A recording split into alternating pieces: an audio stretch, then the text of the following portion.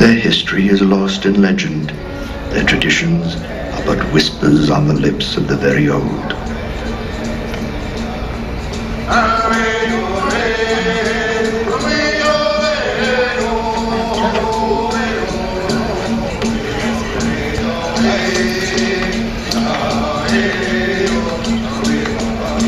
Lingering still from the ancient times is the story of Lillawalla, the maiden of the mist.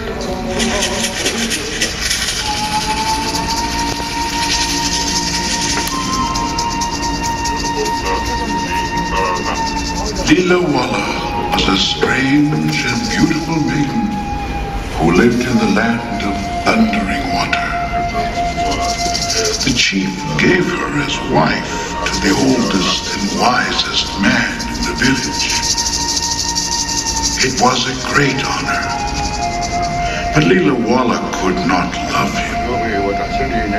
He was disagreeable and smelled much like a bear in the springtime.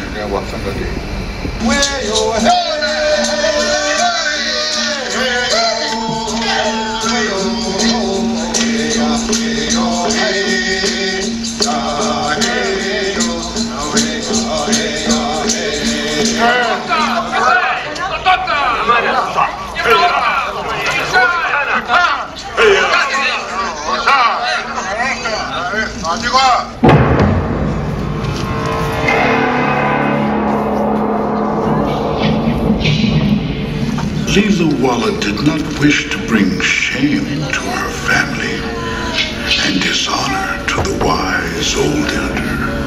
The spirit spoke to her heart. She knew she must leave the village. She was driven by a force she could not understand.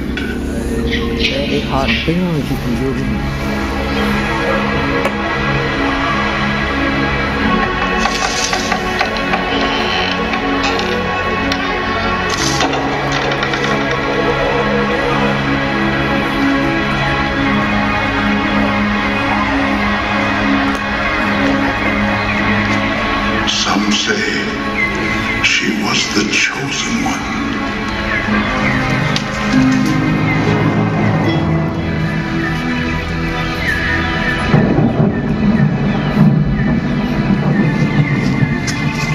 Thunder beings called out to her. Her name was whispered on the winds.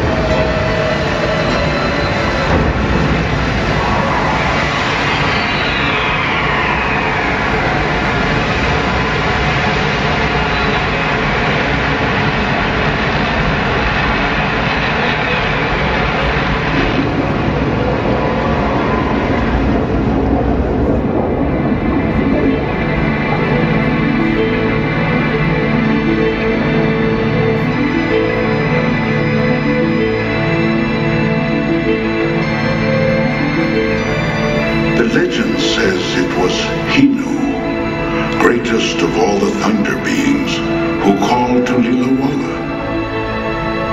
He caught her in his mighty arms, and she became one with the spirits.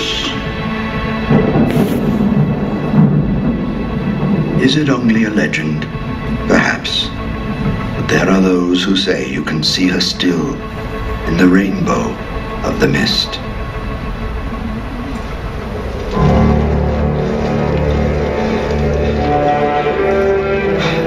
History begins where legends die. It was 2,000 years before the white man came to Niagara, but he would come.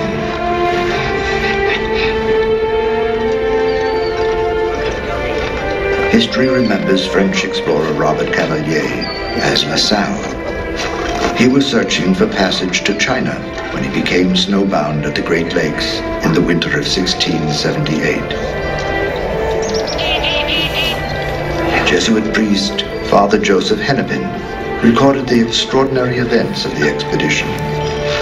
The waters of the gorge are too treacherous to navigate. We have abandoned our ship. We have entered that portion of the river Captain Cavalier supposes to be the route to his China passage. By our calculation, it connects two great lakes. But it is clear God has deemed these passages not to be gained with ease.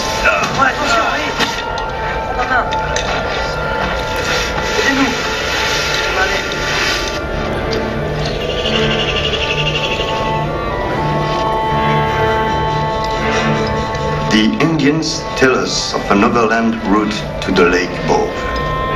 The trail traverses a 300-foot escarpment the natives call Crawl on All Fours. Once on top, we will build a new craft and go on.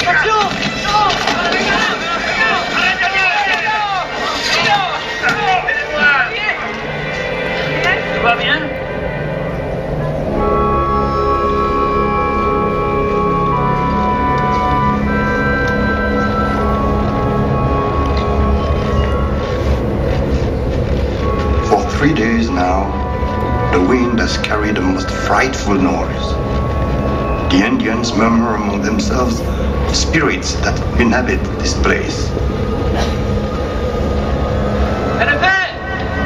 Qu'est-ce qui se passe?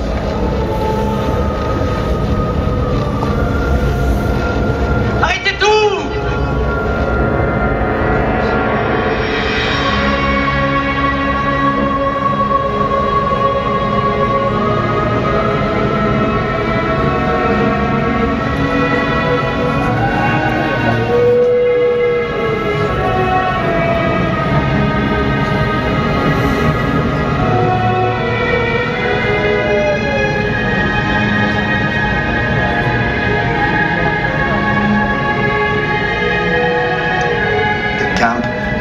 With fear. What God has willed for us, we know not, but we shall march forward, sustained by our faith.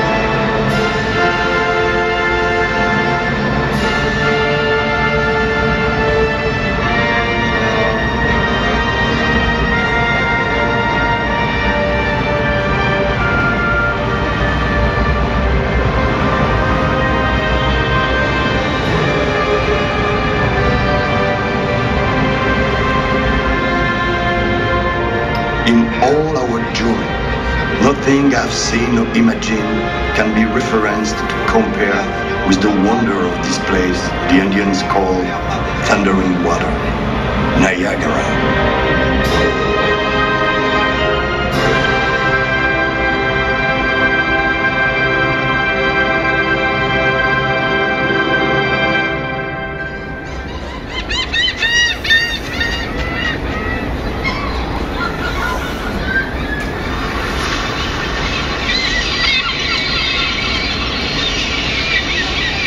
With the coming of the Europeans, the white man learned what the Indians had always known. Water was the way west. Whoever controlled Niagara controlled the riches beyond.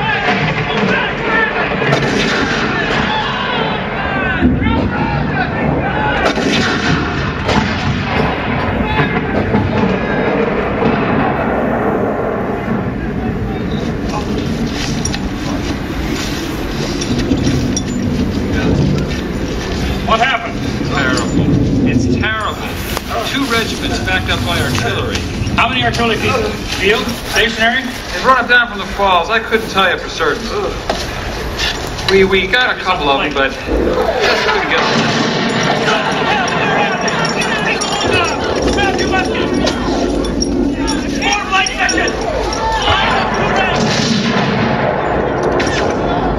Light infantry ready! Fire at will!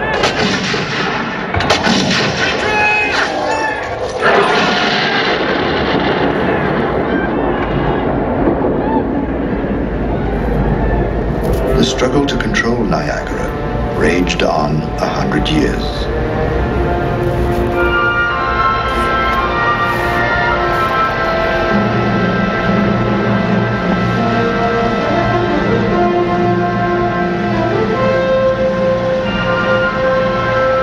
By 1850, it was over.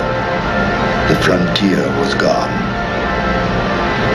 Explorers, Indians, and men of war had pushed on to the western wilderness. Niagara became the mecca for the ordinary folk of a civilized America.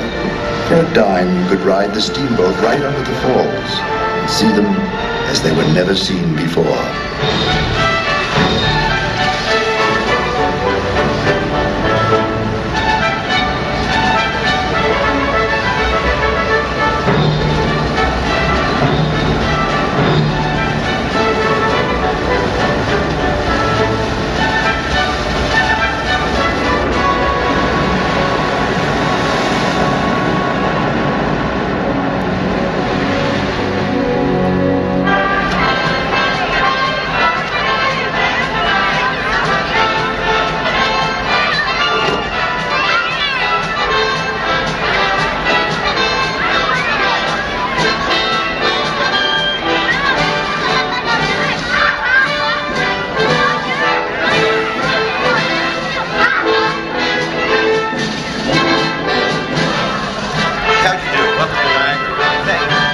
Princes, presidents, painters, and poets, they all came to the mighty falls.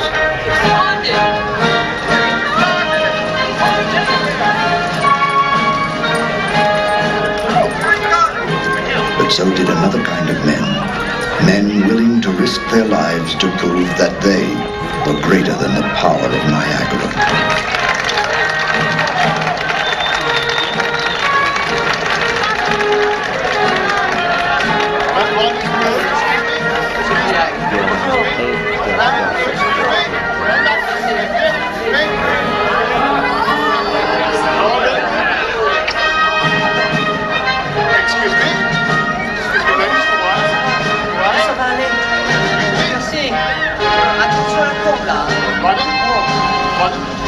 Blondie, the Prince. Good luck and best wishes. It's an honor. Now, next an invitation, put my back and work together. No. I will work alone. Let's go.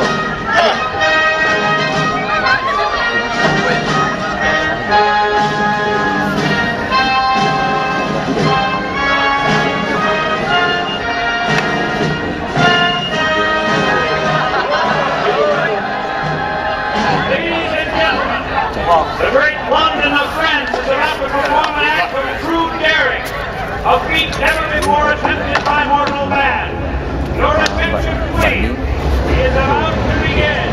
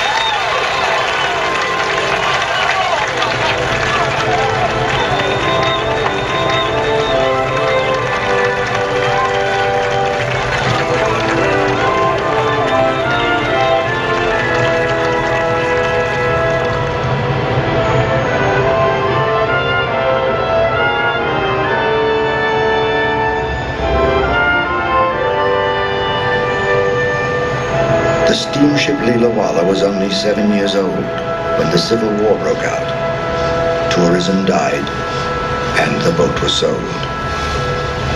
Captain Joel Robinson faced the most extraordinary challenge of his life.